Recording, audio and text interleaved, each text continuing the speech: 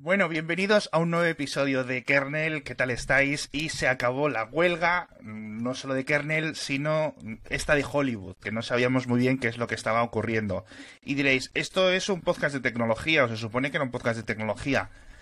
Ya, pero es que, mira, las dos últimas letras de tecnología es, lo siento mucho, pero es que es lo que más estamos hablando últimamente, no solo en el podcast diario, en Cupertino, en Elon, obviamente, sino en general, porque está avanzando muchísimo. Y entonces se pusieron en huelga 100 y pico mil personas en Estados Unidos y lugares lindantes. Y para hablar de los motivos tecnológicos, de cómo lo han solucionado y demás, me he traído a la persona que más sabe de series de Europa Occidental. ¿Qué tal estás, CJ Navas?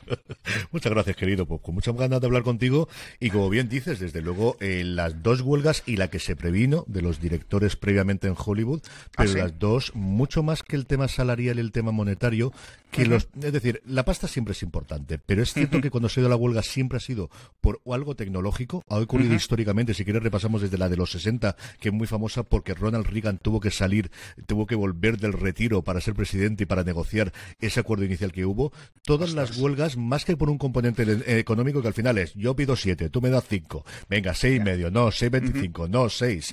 Todos los problemas siempre vienen por tecnología y, como bien decías tú, todos los problemas con el sindicato de guionistas, que estuvo 148 días de huelga, y con el sindicato de intérpretes, que ha estado 118 días actualmente en huelga, ha sido por temas de inteligencia artificial. Es una locura. Bueno, la primera pregunta que te voy a hacer, ahora nos vamos a meter. ¿Esto significa que vamos a tener ya tercera temporada de Mindhunter o...?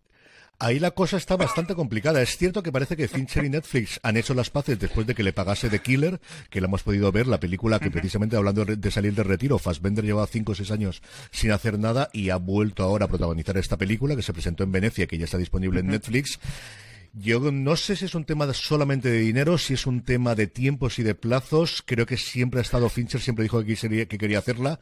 Pilló cuando habría que hacer la temporada con esa época complicada de Netflix, en torno al 2021-2022, después de esa presentación de resultados que le hizo virar totalmente su estrategia, en plan sobre todo de las poner anuncios en las producciones, el tema de la compartición de cuentas y todo lo demás. Yo no lo descartaría porque creo que a día de hoy todo vuelve, Alex, y lo hemos visto con todos los proyectos que tenemos. No me acuerdo ahora mismo qué decíamos el otro día. Ah, sí, Prison Break. La última que parece que va a volver es un revival. ¿Qué dices? El tercero ya de Prison Break.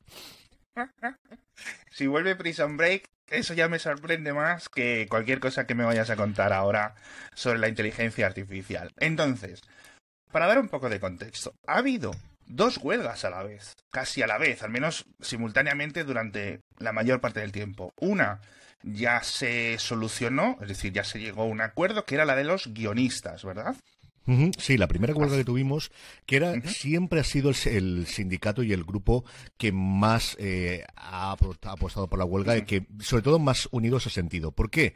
Porque son menos, es decir, guionistas actualmente son 15.000, pero, por ejemplo, la huelga de hace 15 años, cuando empezamos a hacer nosotros fuera de series, estaban en torno a los 10.000 aproximadamente, mientras que el sindicato de intérpretes son 160.000 personas, que quieras que no. Y claro, con unas disparidades de salarios, que sin guionistas ya hay gran disparidad de salarios, en intérpretes te puedes imaginar, entre el camarero 7 y la persona que pasaba por la parte de atrás de la calle 14 y George Clooney, pues las diferencias entre los intereses que tienen cada uno de ellos son tremendamente diferentes. Los guionistas siempre han sido tradicionalmente los más reivindicativos, son los que se pusieron en huelga hace 15 años, los que se pusieron en huelga hace 25 años.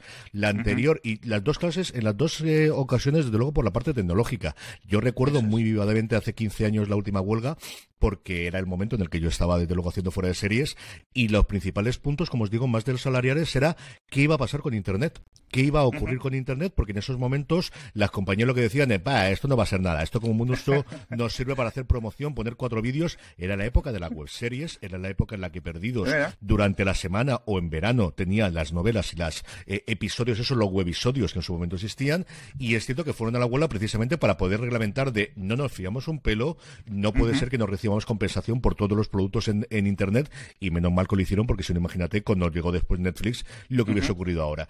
Y exactamente igual es lo que tenemos ahora, que es el tema de la inteligencia artificial. Sí, es cierto que nadie sabemos dónde vamos a estar hace un año, porque hace un año, precisamente por esta fecha que estamos grabando tú y yo, empezábamos a descubrir DALL-E. Es que la cosa ha evolucionado de una cosa alucinante, y ChatGPT era algo que conocían 5 personas alrededor de Palo Alto y alrededores, y lo que querían sobre todo eran establecer unos principios de cómo se va a poder regular y legislar esto para defender a sus asociados, porque al final, una de las cosas que tenemos que ver desde la óptica europea es que esto no es un sindicato global como tenemos en España, por ejemplo, un Comisiones Obreras, un UGT, un CSIF, un CNT, si queréis, sino son sindicatos de profesión que defienden solamente los suyos. No, absolutamente, absolutamente. Pero entonces tenemos los guionistas diciendo, oye, en el pasado, como decías tú, que me gusta mucho ese contexto, ¿no? Vemos esta tecnología que va a cambiar nuestro gremio, ¿no? Que es la publicación en Internet, distribuciones muchísimo más abiertas, etcétera. Ahora ven, como decías tú, otro nuevo cambio sísmico, por decirlo así, ¿no? De tectónico. Un formulario que tú, quizás no ahora, pero al ritmo que va, no me extrañaría que en 6 meses o en 18 meses ocurriese, de escríbeme un guión de... Y entonces, pum, pum, pum. Ya hemos visto el caso de South Park. Lo comentamos en el programa diario y me sorprendió. No hacía muchísima gracia, pero habían creado una especie de esqueleto de varios sistemas de aprendizaje automático que generaban las escenas, generaban la narrativa del episodio, generaban los diálogos, generaban los movimientos, las animaciones, diseñaban nuevos personajes y los metía y los animaba. Que sí, con la sencillez de South Park. Pero, quiero decir, que si me dices, oye Alex, mira, vengo del año 2025... y la temporada 11 de Friends la acaban de hacer dándola un botón, no me sorprendo. No me sorprendo. Y entonces vamos a hablar de esta parte, de lo de los guiones. ¿Qué es lo que han conseguido? ¿Qué es lo que pedían, más o menos? Que no se lo que han conseguido los guionistas fundamentalmente es dos partes, diría yo. Uno, que cualquier guión que se vaya a rodar en una producción profesional que esté contemplada por el convenio trianual que ellos tienen, tiene que estar firmada por un guionista del gremio. Tiene que estar firmada por un guionista que pertenezca a la asociación, realmente hay dos en Estados Unidos, la de la costa oeste, más ligada a Hollywood, y la costa este, más ligada a televisión / teatro, ¿no? Que eso esté al final, es decir, que una inteligencia artificial no pueda escribir un guión. Lo cual, y en eso te contaré también la segunda parte, es algo que también las productoras quieren, porque el problema es que si lo escriben en inteligencia artificial no es registrable y no se puede hacer el copyright. Y a la hora de defenderlo ante terceros sería tremendamente complicado.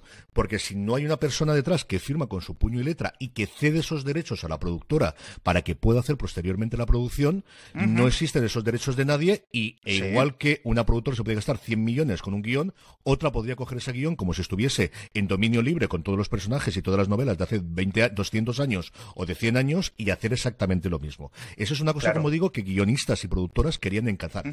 La siguiente parte es asegurarse que el trabajo, de acuerdo, lo iba a hacer un guionista. Que si en cualquier momento que se utilice inteligencia artificial, yo creo que fundamentalmente es que te lo digan.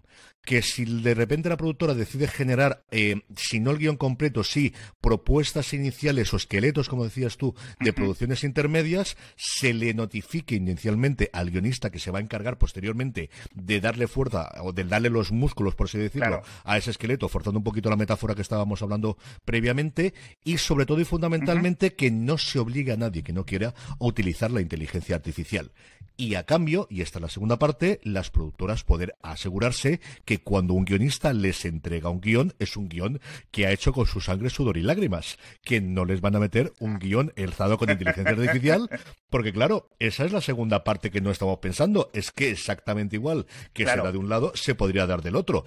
Luego se da el caso ya de guionistas, hay un caso muy conocido que es John August, que tiene un programa semanal con Craig Mason, que yo recomiendo muchísimo, que se llama Script Notes, que habla sobre la industria desde el punto de vista de la óptica de guionistas y de guionistas, pues eso, del guionista de Chernobyl o del guionista de The Last of Us. Y John August, hubo un momento en el que estuvo la cosa complicada porque está en el comité negociador y se descubrió que tenía inversiones, que era partícipe, que era accionista de una empresa de inteligencia artificial, y él la había utilizado para al menos tirar la pelota contra la pared y responderle. Es cierto que aquí se tapó bastante, no salió mucho más, pero fue un momento bastante entretenido en medio de la huelga de guionistas mientras no se volvían a encontrar. Porque no deja de ser una herramienta de trabajo, Alex. Es que igual que lo puede ser para un contable, el pedirme, hazme este Excel, puede ser de me he pegado contra el muro, no sé por dónde seguir, quitémonos el de blanco y dame 5 ideas y ya elijo yo la que quiera posteriormente. Totalmente. A ver, yo no lo veo muy diferente en cierto sentido, ¿vale? A día de hoy, a cuando coges estos grandes programas como los DaVinci, el Sony Vegas, el Lightroom, no sé qué, tal, y no sé cuántos programas, y el Final Cut, y dices, bueno, pues, oye, ya puedo avanzar, una única persona puede hacer la edición pues de un capítulo de una serie o de películas enteras, que casi lo están haciendo, ¿no? Lo que hay que considerar, yo creo que es mucho más que las herramientas que lo están haciendo. Yo creo que es, obviamente, pues todo el tema alrededor de las condiciones en las que trabajan. Pero bueno, sobre todo eso porque nos beneficia a nosotros, luego, al final, como espectadores. Has comentado tú una cosa, es que esto, digamos, se centra en los que están sindicados, es decir, en este grupo de personas, este grupo de trabajadores, con lo cual, pues, un actor o un guionista de Reino Unido, de España, de Japón o de Corea del Sur no debería de estar cubierto, lo que no quita que posiblemente hagan acuerdos similares en el futuro. Vale, eso lo comentaremos ahora después. Siguiente tema. Los actores. ¿Qué es lo que pedían y qué es lo que han conseguido? Porque entiendo aquí que es más algo de efectos especiales, es decir, que no cojan mi cara, que, digamos, si he hecho una audición, como decías tú, para Camarero número 3 en 2007, me tengan que seguir llamando si quieren que vaya, en vez de ponerme automáticamente ahí. ¿Qué tipo de cosas? A ver, los actores lo que querían era 3 partes. Una, por un lado, una subida salarial superior de la que habían conseguido los directores y los guionistas, por encima del 5% para el primer año. Eso lo han conseguido. Es cierto que luego, posteriormente, se compensa con los años posteriores. Segunda, tener un incremento salarial en todo el mundo del streaming, que fue una de las grandes peleas también para los guionistas. Y eso no lo tenemos a día de hoy, que estamos hablando tú y yo, la cifra concreta, pero sí parece que va en la misma línea que los guionistas, que es cuando una serie o una película se considera un éxito, y a día de hoy, con el acuerdo actual, se considera un éxito cuando el 20% de los espectadores de esa determinada plataforma, allí donde se exhiban, mucho más en Netflix que evidentemente que en Peacock, cuando se vea, recibirán una compensación adicional, que en el caso de los guionistas es el 50% del mínimo que se paga por una producción para streaming, sea película o sea serie. En el de los intérpretes, como te digo, al día de hoy no lo conocemos. ¿Y qué ocurre? La inteligencia artificial, que inicialmente era algo que nadie pensaba que iba a ser tan importante, ha sido el punto definitivo. De hecho, el negociador principal del sindicato de intérpretes, que se llama Ireland Cribb, el apellido, que es un tío muy interesante para poder seguirlo, para poder comentarlo y para que lo podáis analizar. Tuvo un podcast muy apañado con Matt Belloni en el que él comentaba cómo lo último que se llegó a acordar, lo último que faltaba para poder firmar el acuerdo, era el tratamiento de una cosa que yo hasta entonces desconocía, que eran los intérpretes sintéticos, que él decía que eran los intérpretes fakes. ¿Y esto qué es? Esto era combinar escaneados de distintas personas, de distintos actores y actrices, para crear a través de inteligencia artificial una nueva imagen diferente que no sea ninguna de esas propiamente dicha, con características combinadas de todo demás y que te permita actuar con esas personas. Ellos lo que querían era poder defenderse, y yo creo que Character Ireland lo que decía en una forma muy interesante era: no tenemos ni idea de cómo va a evolucionar esto. Es que nos pongamos al detalle concreto de cada uno de los puntos que queramos regular es imposible. Entonces lo que queremos es establecer 2 principios, y yo creo que esto tiene toda la razón del mundo, que es: el primero de ellos, no se puede escanear a nadie sin lo que ellos llaman un consentimiento firme, es decir, que te hayan, como cuando vas al notario a firmar la hipoteca, que te informen de lo que es y que tú digas que sí con conocimiento de lo que estás firmando. Y eso evidentemente un párrafo X en un contrato de 7 páginas. O que te digan, aquí tienes $30.000 y aquí tienes 20 páginas para firmar, fírmamelas o no tienes los $30.000. Es decir, que tengas tiempo suficiente para leerlo y que seas consciente de lo que estás firmando en ese contrato y qué derechos estás generando. Y luego, en paralelo con eso, que lo que se tenga siempre es una compensación en cada vez que se utilice y que se transmita tanto a la persona como al sindicato si se va a utilizar directamente aquello que se ha grabado previamente o, como te digo, para realizar posteriormente con cosas que no sabemos y no podemos imaginar de aquí a 5 años lo que se puede hacer con todo esto. Esté viva o esté muerta la persona. Porque al final la siguiente problema y la siguiente cosa es qué ocurre con el fallecimiento de una persona tremendamente conocida, y todos tenemos los casos que hemos visto recientemente, especialmente en su momento en Star Wars, ¿no? Con Moff. ¿Qué ocurre con esas partes? ¿Quién lo gestiona? Y aquí habrá la posibilidad de que tú en la herencia, que sabes que la herencia americana es tremendamente abierta, puedes dejar el dinero lo que quieras y hacer lo que quieras, digas, sí, yo cedo a Lucasfilm, que hagan lo que quieran, porque lo que quiero es que mis nietos disfruten de verme a mí y ver a su abuelo durante mucho tiempo después, o podrán firmar que sean sus herederos, o algo que es muy típico cuando es gente conocida y gente con dinero en Estados Unidos, ese estate, ese especie de empresa que gestiona los derechos a posteriori, sean ellos a los que tengan que dar autorización. Pero como te digo, yo creo que tiene todo el sentido del mundo de que lo que hagas es establecer estos dos principios. Que tengas un consentimiento informado. Un consentimiento informado es la palabra que ellas utilizan de sabes lo que estás firmando y lo firmas con todas las consecuencias. Y si alguien gana dinero con esto, tú ganas pasta. Y esos dos principios yo creo que son fundamentales. Sí, porque exactamente yo creo que esto es una de las cosas que decías. Hablabas de la huelga de guionistas de hace 15 años, perfecto. Pero aquí ha vuelto a surgir, en la parte de los actores y en la parte de los guionistas, ha vuelto a surgir otra vez lo que decías tú, otra parte tecnológica que ha quedado eclipsada por lo de la inteligencia artificial en los titulares y en este episodio. Pero sobre todo era, oye, ahora que se está distribuyendo casi todo de forma online en estos sitios, en estos canales, cada vez hay más plataformas, cada vez hay más no sé qué, se ha reducido la piratería. Los últimos 10, 15 años la piratería yo creo que ha caído bastante, ¿no? Sí. Vamos a ver si vuelve. Pero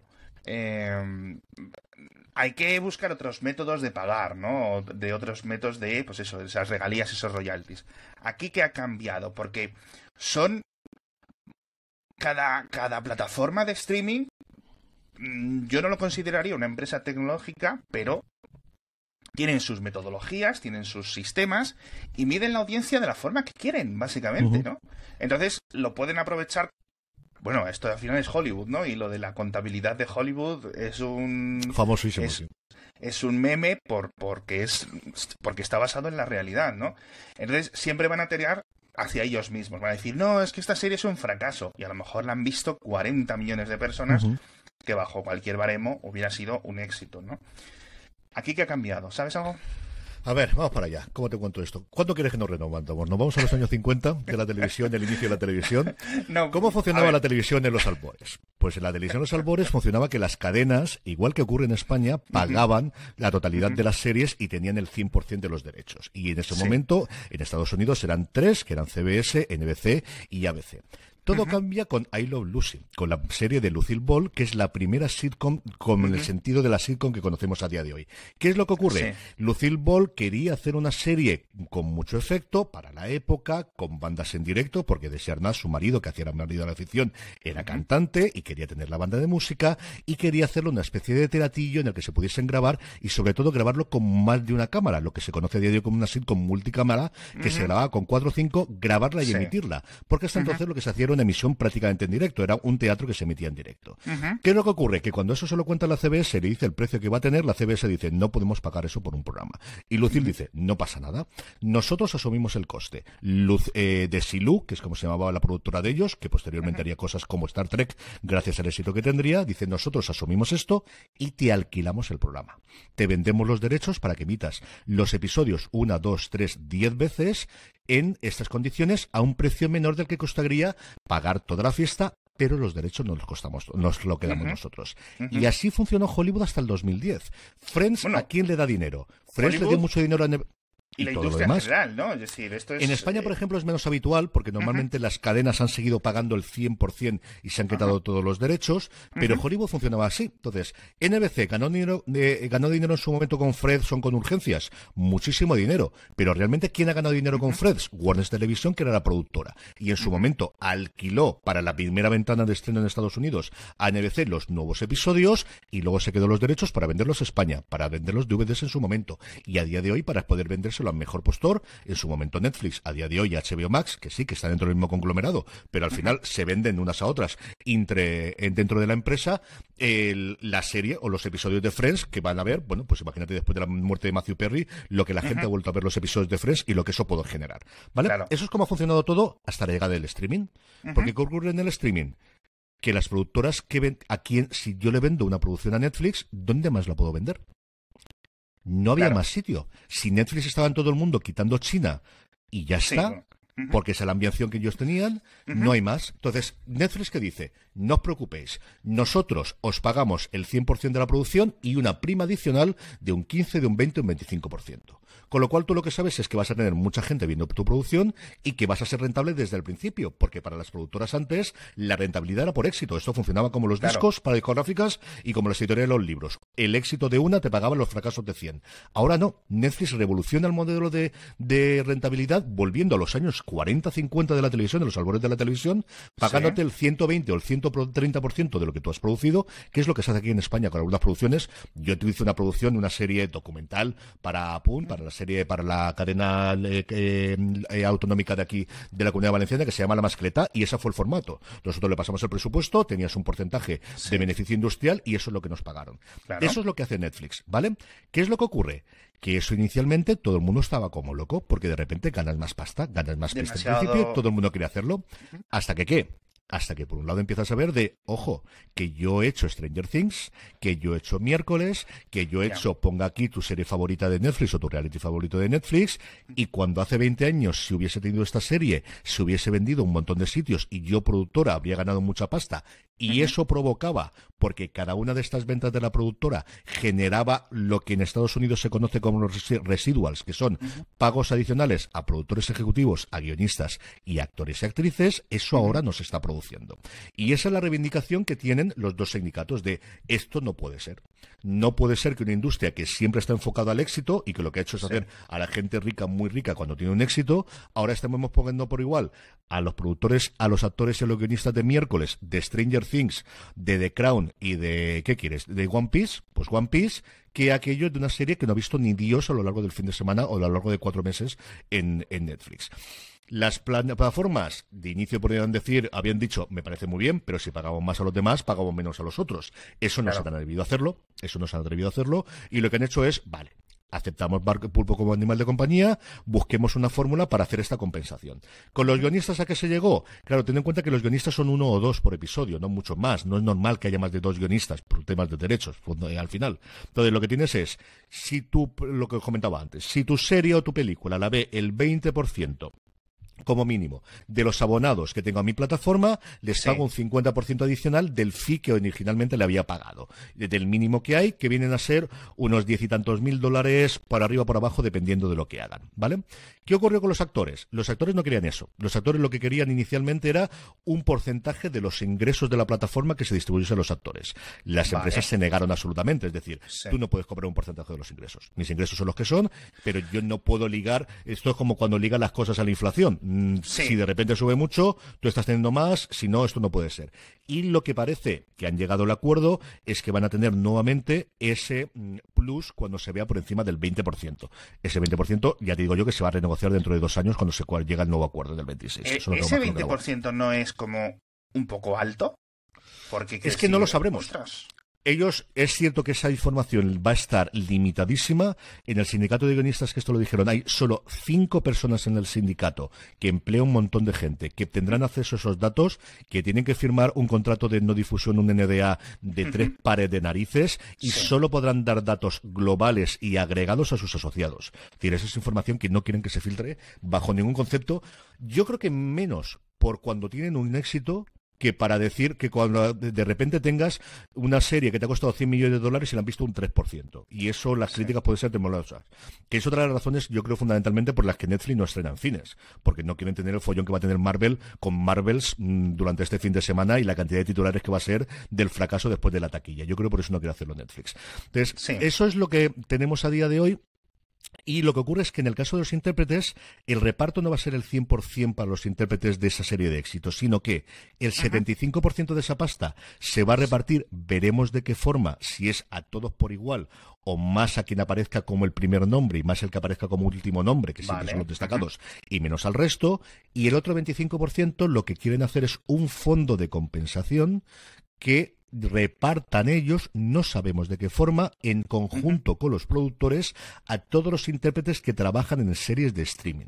Eso va a ser un pifostio de 3 pares de narices, el cómo decides eso. De hecho, una cosa curiosa es que esto, cuando se pasó la directiva, no se aprobó por unanimidad, que yo estaba convencido que sí, sino que hubo un 14%, que no es ninguna tontería, que votaron en contra, y lo poquito que he podido leer justo antes de que grabásemos es que parece ser que ese 14% fundamentalmente fue por el cómo se iba a repartir este fondo. Porque al final va a haber mucha pasta y cómo vas a repartir ese dinero. Y un 14%, como os digo, una cosa que todo el mundo estaba loco porque se llegase ya al acuerdo, no es ninguna chorrada. Y además es que la rueda de prensa la retrasaron como 3 o 4 veces porque parece que están intentando conseguir la unanimidad y al final no fue posible. No lo han conseguido, no. Bueno, esto ha sido, digamos, una decisión de la Junta que negocia y ahora tiene que ratificarse, pero vamos, con esas cifras debería de ratificarse. Si es cierto, fíjate una cosa que te quiero decir aquí a nivel tecnológico. Volvemos a entrar en una de mis grandes dudas, que es la forma de medir las audiencias, ¿no? En la tele tú emitías y venía una empresa o alguien así y te decía, bueno, pues lo han visto 100 millones de personas, 30 millones de personas. Y ya decías tú, pues venga, perfecto. Aquí ahora sabes los minutos exactos y los segundos exactos y las repeticiones y tal. Esto ha entrado dentro de la negociación, más allá de este 20%, sabes si ha habido algo de minutos, es decir, porque claro, ellos pueden saber, oye, ¿la gente está viendo más los episodios en los que salgo yo como actor o los que, ¿sabes? O la serie en general. Y si la gente le da a rebobinar a una escena graciosa donde salgo yo. Y otra pregunta que creo que no se ha negociado y no sé si los actores deberían de haber hecho. Y si en los memes y en los GIFs, ¿no? Y en los fancams de TikTok salgo yo más promocionando esta serie, es decir, que la gente, los fans, ¿no? Me utilizan a mí para promocionar la serie. ¿Voy a tener algo de por ahí? ¿O cómo va? Porque es que hay tantas cosas que medir. A ver, yo creo que la parte de la transparencia es una cosa que vuelve locos a los periodistas, especialmente los americanos, pero que luego lo que los actores y los directores realmente quieren saber es si su serie está renovada o no. O sea, si siguen teniendo trabajo dentro de 3 meses o no tienen trabajo. ¿Qué ocurre? Que antes, como dices tú, la fórmula era muy fácil. Estaba en Estados Unidos Nielsen, con todas las ventajas, inconvenientes y los problemas, pero era como nuestro EGM. Todo el mundo echa pestes, pero como todo el mundo está en el EGM, será verdad, será mentira. Yo creo que es mentira, pero otro puede creer que es verdad. Al menos es si es la verdad o es la mentira, es la verdad o la mentira que todos aceptamos. Y todos seguimos este arreglo. Entonces, tú sabías antes que si tenías una serie que hacía unos determinados números en los ratings de Nielsen, en la época antes de Internet, tu serie iba a estar renovada hasta que tú quisieras o hubiese algún problema posterior. ¿Qué es lo que ocurre? Que a día de hoy las decisiones de renovación y cancelación no dependen de ese número. Primero, porque no hay un objetivo. Nielsen ya lo mide en Estados Unidos, hace unas oleadas a mes vencido para ver, porque claro, tampoco es lo mismo de antes de... Tú antes lo que tenías que medir es la noche. Luego ya se pasó la noche más 2 días después, cuando ya empezaron los discos duros para grabar y cuando empezó la grabación. Es verdad. Luego, claro, la emisión más 7 días. Pero ahora, ¿qué te interesa? ¿El fin de semana como si esto fuese el cine? ¿O te interesan los primeros 30 días? ¿O los primeros 28 cuando te interesan? Y luego, el algoritmo de renovaciones, evidentemente, lo que haces es un cálculo de coste-beneficio en el que, por un lado, tienes cuánto me ha costado el programa, la serie, lo que corresponde. Y por otro lado es qué me ha dado. ¿Y mi beneficio qué es? Hasta ahora, y luego si quieres hablamos de la publicidad y de la llegada de la publicidad a todas las plataformas, hasta ahora lo que tú medías era visionados, sí, es decir, engagement en términos general, cuánta gente lo está viendo, hasta qué punto puedes medirlo si está viendo una persona o 2, porque Nielsen siempre ha considerado, o tú le marcabas en la encuesta de lo están viendo 5 personas de mi casa. Eso, ahora tú no sabes cuánta gente está viendo One Piece, si era yo solo mi hijo o yo con mis 2 hijas. Eso es. Claro, eso es. cuántos hijos estaban viéndola. Luego, tenías la parte importante de si esto permitía A, captar nuevos suscriptores y B, que suscriptores tuyos no se marchaban. Y eso, como puedes comprender, no es nada fácil. Lo primero, lo más sencillo es, si te das de alta y lo primero que ves es una determinada serie, se puede medio entender que te ha dado de alta porque quería ver esto. Vale. La segunda, si no te has dado de baja, pues no lo sabemos. Ahí fundamentalmente lo puedes mirar es si la semana, el mes pasado vistes 10 episodios o 10 horas en total y este mes has visto 30 horas, ha habido un crecimiento de 20 horas y no te has dado de baja, pues posiblemente esas 20 horas son las que han permitido que te mantengas. Y luego lo que comentabas tú de run en redes sociales, por el efecto que pueda tener de que no te marches o de que la gente vuelva, y luego premios, porque al final no nos olvidemos, Netflix les flipa tener Emmys y les encantaría tener Oscar y que Coda lo hubiesen comprado ellos en vez de Apple TV Plus y hubiese tenido la primera película que ganas un Oscar pagada por una plataforma, ¿no? Claro, todo esto va a cambiar mucho, Alex, con la llegada de la publicidad.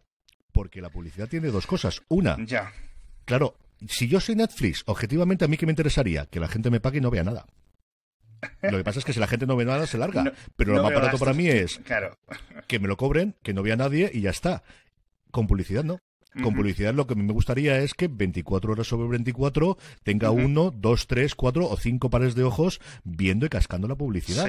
Y por otro lado, como tú y yo sabemos, la gente de publicidad, los de marketing otra cosa no, pero los numeritos les encantan. Entonces van a querer información, van a querer ver cuántas impresiones, realmente cuántos anuncios han servido, en qué tonos han servido, en qué momentos han servido, y al menos a nivel interno, esa información que hasta ahora estaban reservándose muchísimo, a los directores les puedo decir que no, a los actores les puedo decir que no. A las agencias de medios que te van a colocar 10, 15, 20 millones de dólares de inversión de una marca de coches o una marca de bebidas en Estados Unidos, igual no le puedes decir que no. Y por eso, en la última presentación de resultados de Netflix, ya estaba Ted Sarandos, que es el co-CEO de la compañía, diciendo vamos a ser mucho más abiertos, vamos a ser mucho más transparentes, y por eso tienes cosas como la que estamos viendo ahora que estás pasando tú, que es el top 10 de Netflix. Eso es una cosa que era impensable tenerlo hace un tiempo, y es la información que a ellos les sale de las narices. Y son los datos que ellos, sin ningún género de duda. Pero es información que hace 5 años no teníamos. Sí, a mí es que me fascina esto de que no sé muy bien qué es lo que están midiendo, porque aquí hablan de horas vistas, de visualizaciones. Ellos lo que hacen, mira, si lo tienes ahí es, ellos miden las horas vistas, la dividen entre la duración, y eso es lo que les da el número de visualizaciones, que es a través de lo cual hacen el ranking. Antes lo que hacían era el total de minutos. Claro, el problema del total de minutos es, si una serie era más larga y otra más corta, te permitía tener minutos superiores. Entonces, desde hace un tiempo cambiaron la fórmula de cálculo, y lo que hacen es, primero, cuántas horas se han visto en total, que si ves son todos números redondos, con lo cual lo están todos redondeando al centenar de mil, la duración total que tiene la película o la serie, y esa división en la que te da las visualizaciones, que es lo que te coloca por arriba o por abajo en el ranking, con el efecto que eso tiene a la hora de recomendarte. Tú sabes que los rankings al final la gente va a pulsar el 1 o el 2, o al menos va a ver alguna cosa de ahí. No, absolutamente. Es que, y aquí volvemos a entrar. No me quiero ir al tema de los rankings y de cómo funcionan, porque eso es otra de las partes tecnológicas que quiero hablar contigo. Vale, miden la audiencia más o menos como quieren, pero es una forma tan semi-aleatoria como la que teníamos antes. Vamos a asumir, cada una tenía sus pros y sus contras, perfecto. El tema de la publicidad sí que es importante porque van a querer saber, oye, cuántas personas lo estaban viendo, etcétera. Lo hemos visto que aquí cada vez las teles van a ser más inteligentes para espiarnos a nosotros, ¿no? Para ver qué tipo de personas estamos viéndolo, las aplicaciones, etcétera. Por otra parte, aquí hay algo que, digamos, no ha habido en el mundo general, ¿no? Que es el perfilado de los usuarios. Es decir, si yo quiero ver Netflix, lo tengo que ver con mi cuenta, con mi perfil, y tienen unos datos históricos, ¿vale? Eso, no sé si ha entrado en algún tipo de consideraciones a la hora de negociar estas cosas. Es decir, si ves que de repente las series en las que aparece un actor, ¿vale? Resulta que con esos datos, ese historial de mis 10 años de Netflix o los de quien sea, ¿no? Como perfil de usuario, de suscriptor, no debería de ser muy difícil, no necesitas unos supercocos de premio Nobel para calcularlo. Seguramente tenga un efecto y se pueda medir. No sé si por aquí, por estas, digamos, estadísticas, se ha visto algo en las negociaciones. La negociación de cero, eso es una cosa que sí ha utilizado Netflix desde el principio. Siempre se ha dicho que en su momento, cuando apostaron por su primera producción propia gorda, que fue House of Cards, era porque sabían que a sus usuarios le gustaban los thrillers, le gustaban las cosas que había hecho en su momento los creadores, y les apetecía mucho ver eso, y que funcionaban muy bien los actores que iban a tener posteriormente, y que de alguna forma eso se ha producido. Yo creo que nos falta mucho la parte de esa promesa de personalización de recomendaciones. Yo creo que el que tengamos un listado en función de los gustos previos que lo tiene la información, a veces funciona bien y a veces no tanto. Y es cierto que al final también es complicado tener el 100% de los gustos, y nosotros mismos no sabríamos deciros si esta cosa nos puede gustar o no. Pero vamos a eso, vamos a una personalización absoluta y total en cuanto a recomendaciones. También es cierto que Netflix, claro, Netflix, yo siempre se lo digo a mis alumnos de la universidad, si yo fuese, me toca mañana el Euromillón y decido que en vez de pegarle fuego voy a hacer una producción audiovisual porque se me va la cabeza, y lo que quiero es promocionarla y decir, ¿dónde puedo poner yo la mejor publicidad para mi película o mi serie? El mejor sitio no está en venta, que es la home de Netflix. O sea, no hay mejor sitio para promocionar algo y que lo vea muchísima gente que la home de Netflix. Entonces, Netflix tiene éxito, sí, pero en muchos casos son profecía autocumplida, porque la capacidad que tienes de poniendo en la home una determinada casilla, el porcentaje, aunque sea muy pequeño, con la cantidad de suscriptores que tienes, que vaya a pulsar eso, te lo va a crear muchísimo. Y yo creo que eso es algo que ellos conocen perfectamente, y esa casilla posiblemente no es tan derivada de inteligencia artificial, porque quieres tener el gran número, porque quieres que mucha gente vaya con la producción gorda que hayas tenido para que la vea durante el fin de semana. No, absolutamente. Y este es el otro punto de los tecnológicos que te quería comentar. Aquí ya no es en plan una emisión lineal, emites tal, hacemos las promociones en estos libritos que se vendían todas las semanas o todos los meses, ¿no? Que yo recuerdo comprar alguno. ¿Cómo se llamaban en España? Aquí era el ATP, fundamentalmente era ATP lo que había, y luego la video indiscreta, tele indiscreta en ese momento, y en Estados Unidos era la TV Guide, era la famosa. Eso es. Eso era muy curioso, porque claro, al final entraba ese juego de, oye, ¿quién conseguía más portadas, no solo en estas revistas de guías, sino en general, ¿no? Porque era como se despertaba la curiosidad, los carteles en los autobuses, los anuncios generales, ¿no? Pero aquí tenemos, aquí lo estáis viendo en pequeñito, y bueno, todo el mundo lo conoce, que si tú un día abres Netflix, o abres Disney Plus, abres HBO, abres Apple TV, tantos ya, que lo que decidan promocionar, porque hay una decisión, digamos, editorial, obviamente, siempre, eso va a tener un tirón mucho más. Y luego hay una parte de los algoritmos que también influye, es decir, cómo estén programados esos algoritmos, no solo de personalización, sino porque tendrán también una especie de variables o de valores de amplificación, es decir, vale, creemos que has visto, bueno, por ejemplo, en mi caso, ¿no? Has visto en los últimos 15 meses, lo único que te va a salir por aquí son actores asiáticos, ¿vale? Perfecto. No me parece un algoritmo inteligente, pero bueno, a lo mejor encuentras algo que hay. Ahora, si les interesa a ellos promocionar no sé qué de Star Wars, el algoritmo, aunque no sea lo que más me interese a mí, le van a meter un boost, le van a meter un extra, ¿no? Y aquí yo creo que es una decisión que esto debería estar no regulado. Yo no metería las autoridades aquí, pero sí que metería un poco los intereses de todos, ¿no? Yo creo que eso se les escapa a la parte de los guionistas o los actores, o no saben cómo podrían controlar. Ya. Y yo creo que Ali es una cosa mucho más de decisión. Creo que es una pelea, por ejemplo, mucho más de productora, ¿sabes? De las productoras externas que le hagan el trabajo a las plataformas, de decir, sinvergüenza, gracias por pagarme todo esto, pero requiero... Promoción. Como hacían la librería, ¿no? Como lo hacían las estas o como las negociaban después, en su momento las discográficas con 40 principales de quiero que me coloques esto aquí o lo que deja, o yo creo que es más una tarea de las productoras de decir, exacto, y requiero que haya esto o no nos trates mal, que de cara a Netflix que otra cosa.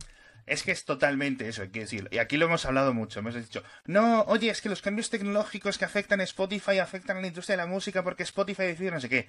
Digo, si cuando antes salía un señor por la mañana y decía, guau, guau, guau, el nuevo número 1, si le habían dado 60.000 pesetas para que lo dijera, o era que realmente le estuviera gustando, que decir, coño, la industria de la discográfica y la industria del cine pues siempre ha estado igual, ¿no? Los típicos programas del jueves, viernes, ¿no? De este fin de semana se estrena no sé qué y te vendemos el tráiler y te no sé qué. Coño, pues si sale al principio del programa, pues tendrá un valor, no sé qué. Por otra parte, vosotros ya lo veis, como con los oyentes, ¿no? Es decir, si se va a estrenar algo y más allá del boca a boca estás de repente a ver una lona colgada en no sé qué ciudad de 60 por 50, ahí ya tiene un interés, ¿no? Más allá de los algoritmos y más allá de no sé qué y no sé cuánto. O si lo veis anunciado, por ejemplo, en Mixio, Kernel, etcétera, y en fuera de series, hay muchísimas campañas de publicidad de Netflix, de Disney Plus, etcétera, con lo cual estamos muy agradecidos Sí.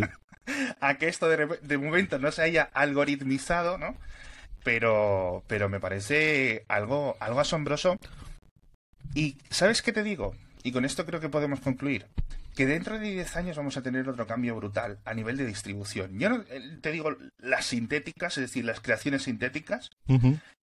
Me refiero, no sé si recuerdas tú un episodio de Futurama en el que van al cine y pueden decidir cuál va a ser la siguiente escena, ¿no?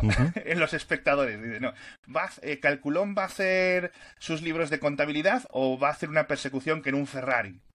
Entonces, estas cosas que poco a poco se han ido haciendo experimentos, aunque Netflix se ha olvidado un poco de esto de la interacción, sí, ¿no? Desde Bandersnatch y en su momento El gato con botas, toda la parte interactiva lo han abandonado bastante los últimos 3 o 4 años. Sí, pero no me extrañaría un futuro en los que Stranger Things, el reboot, ¿no? Que hagan en 2038 acabe de forma diferente. Porque digan, bueno, es que a Alejandro le gustaba más este personaje, entonces le vamos a hacer que este personaje sea el que consigue la pareja que quería y sea un final feliz, ¿no? O si te ven, bueno, aquí se muere. Y hemos visto finales diferentes, ¿no? Bueno, esto va a pasar yo creo que con los libros, ¿no? Al final tendremos un botón. ¿Te ha gustado este libro que te has bajado en Amazon Kindle AI Premium no sé cuánto? ¿Quieres disfrutar de la secuela ya? Y te la genera Jeff Bezos ahí con un par de clics, ¿no? Entonces... Yo sabes lo que creo que va a cambiar en la línea que igual es decir, y esto, yo igual lo he tenido en la cabeza, o toda la ciencia ficción que yo he leído, pero he estado viendo una serie, que no puedo, creo que no sé si puedo hablar de ella o no, pero bueno, en fin, me da lo mismo, que es Asesinato en el final del mundo, sí, porque ya se ha levantado el embargo. Tiene muchas cosas. Creo que la audiencia de Kernel le va a gustar muchísimo porque habla mucho de tecnología. Tienes un personaje que hace Clive Owen que es muy rollo Elon Musk con algún tono de alguno de los otros grandes protagonistas. Emma Corrin, que es la que hizo de la princesa Diana en la tercera y cuarta temporada de The Crown, aquí hace de una hacker joven muy rollo Elizabeth Salamander de Millennium con el pelo rosa, pero que al mismo tiempo antes estaba cazando asesinos en serie. Yo creo que es una serie muy para ti, muy para el público de Kernel. Pero hay un trozo del episodio, lo que hacen inicialmente es una novela de Agatha Christie en la que va muriendo gente en un retiro en Islandia, en medio de un resort de un multimillonario muy a la Elon Musk en Islandia.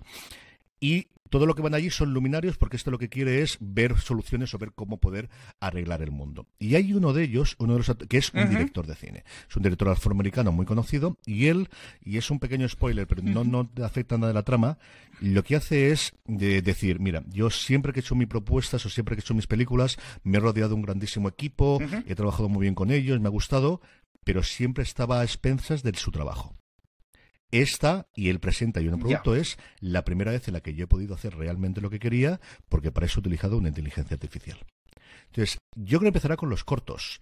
Seguiremos después con proyectos. Pero el que, claro, el que igual que un escritor puede escribir su novela y que sea el 100%, quitando la parte de edición posterior, y que sea su traslación, que los músicos primero necesitaban la banda, pero luego vimos ejemplos de cómo yo puedo tocar todos los instrumentos o con el ordenador puedo generar todos los instrumentos y que sea mi obra, eso en el mundo visual era absolutamente impensable, quitando la animación, Alex. O sea, la animación era lo único que te permitía hacer el guión y hacer el desarrollo, pero sabías que necesitabas muchísimas horas de trabajo y para hacer un corto te podías tirar 2 o 3 años.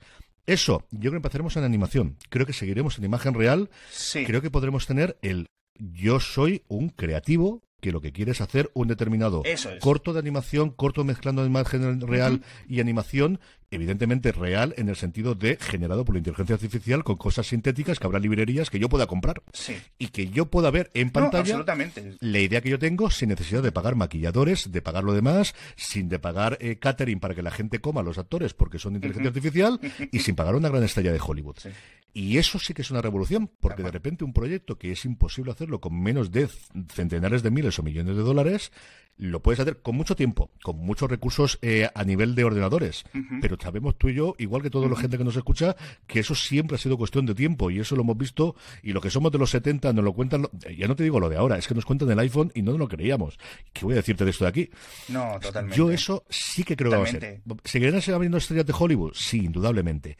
Pero que podremos tener, igual que hemos tenido la revolución de los creadores, de gente más guapa que nosotros normalmente, no mucho, pero un poco más guapa, que están con los cascos y hablan en Twitch o hablan en YouTube, una revolución de aquí a, ¿cuándo? Yo qué sé, 5 años, 10 años, 15 años, que puedan crear cortos, experiencias inmersivas. Es que el Vision Pro nos llega al primero de la semana que viene. Ya. Es que la gente ya tiene sus cacharros de realidad virtual en casa. Y que ahí de repente ya no es que cobran menos los guionistas, es que cobran menos los... No, es que tienes todos los títulos de crédito de las películas del final, empieza a quitar gente y a ver qué trabajamos. Ya, eso sí es verdad, que no lo había pensado yo. ¿Cuánta gente se produce los discos con su MacBook y el Logic y ya está? La última frontera era lo audiovisual. Y el final, ¿qué ha sido? Pues igual que lo anterior, tecnología. Herramientas, eso es, la verdad es que sí. Ay, Dios mío. Bueno, en fin, espero que no tenga que haber otra huelga de guionistas. La tenemos el año que viene, tenemos tres, La tenemos tres. Tenemos la negociación del IATSE, que son todos los técnicos que trabajan en las producciones audiovisuales, que renegocian en junio, si no recuerdo mal. La gente que realmente más les ha afectado las huelgas, porque a los guionistas les ha afectado, pero tienen un fondo de huelga, y algunos de ellos han podido trabajar en novelas o en cómics o en videojuegos. A los actores les ha afectado, pero muchos de ellos, los que no trabajan, tienen segundos trabajos, y a George Clooney le ha afectado más por la parte de la productora, de que tiene que pagar los sueldos que otras cosas, pero todos los técnicos, es decir, la gente de los focos, la gente de los estos, todo eso no ha podido trabajar. Que no se habían puesto en huelga. Que ya veremos la solidaridad. Yo quiero verla porque esta gente han estado parando ellos. Y luego los Teamsters, los famosos de su momento de Jimmy Hoffa, los camioneros, que al final sin ellos, los camioneros y los conductores de las estrellas de la limusín, porque todos están dentro del mismo sindicato. Esos también renegocian el año que viene. Curioso. Y nuevamente esta gente, cuando se pusieron en huelga los guionistas, dijeron que ellos no pasaban los piquetes y no pararon. Y claro, sin guionistas puedes hacerlo, sin actores es complicado, pero aún. Pero ya te digo yo que si no llega el camión con el equipo y no llega el coche para llevarte a la estrella desde Hollywood Hills a donde llega a grabar, eso no se hace. Y si no llega el catering, no graba nadie. Eso también te lo digo yo. Huelga de administradores de sistemas. Y ya no hay servidores que emitan Netflix ni nada. Eso ya nos tienen cogidos a todos por eso. De los camioneros. Esos dos negocian a primeros del año que viene y veremos a ver cómo está la cosa. Yo creo que le van a dar casi lo que quieran porque no pueden volver a parar Hollywood, pero que tenemos que verlo. Dale, no lo sé. Ya veremos. Madre mía, qué mundo más fascinante. Y al final creo que esto ejemplifica mucho que la tecnología es algo ya totalmente inmerso dentro de todas las profesiones. Es decir, es como las finanzas, ¿no? Pues está dentro de todo. Todo es economía, todo es tecnología, y yo creo que va teniendo este espacio en podcasts como este. Muchísimas gracias, CJ Navas, que por cierto, yo no sé si hace falta que lo diga, pero ya sabéis que todos podéis escuchar a CJ Navas días y noches durante toda la semana en fueradeseries.com, los programas de Fuera de Series que haces también. Y que tenéis ahora el final de Loki. Sí, cuando estamos grabando esto, haremos el lunes 13 por la noche, a las 9:30 de la noche, grabaremos el final de Loki, y grabaremos el análisis del sexto y último episodio. Tenemos, como siempre, Premiere, y luego lo otro que aprovecho para decirlo, sobre todo de cara a fechas navideñas y de Black Friday, que tenemos nuestra la tienda de Fuera de Series, que es fueradeseries.com/tienda, donde tenemos merchandising de distintas series que podrían gustarlos. De cara, si queréis alguna cosa para Black Friday, de casa para Navidades, de no sé qué comprarle a esa persona, pero sé que le gusta determinada serie, yo creo que la tendréis allí para poder verla, tanto camisetas como gorras, como tazas, como imanes y varias cosas más que vamos a sacar a partir del día 1 de diciembre. Tenemos varios productos nuevos que estábamos precisamente Jorge y yo, mi hermano y yo, que es el que gestiona la tienda, hablando con él y viéndola. Y por ejemplo, mira, esto te lo puedo enseñar ya, porque esto no lo tenemos todavía, pero gorras de este tipo las tendremos a partir de nada dentro de la tienda. Esta, por ejemplo, de DeBear, y las tendremos entonces, así que pasaros por allí, que vale la pena. Sí, la verdad que yo tengo varias tazas y eso, y muy recomendadas, la verdad. Fuera de Series o Fuera de Series tienda para esto, todo lo tenéis en los enlaces en las notas del episodio. Muchísimas gracias, CJ. Que me lo paso muy bien. Hasta luego. Pronto.